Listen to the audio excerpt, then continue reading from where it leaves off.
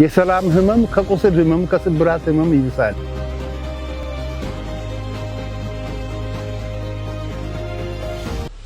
ሰላም እስትንፋስ ማለት ይቻላል።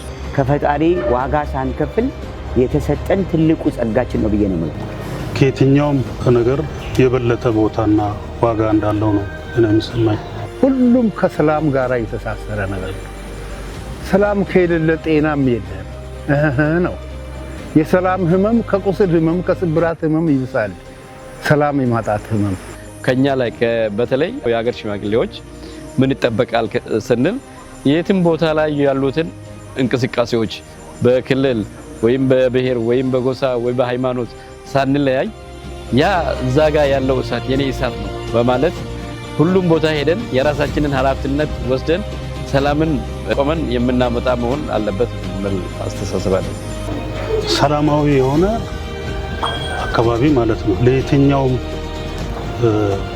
የሰው ዘርም ሆነ እንስሳ ሰላም በአንድ አካባቢ መኖር የመኖሩን መሰረት ነው፣ ህልውናም ነው። ስለዚህ ለሰላም ያለን እሳቤ ከየትኛውም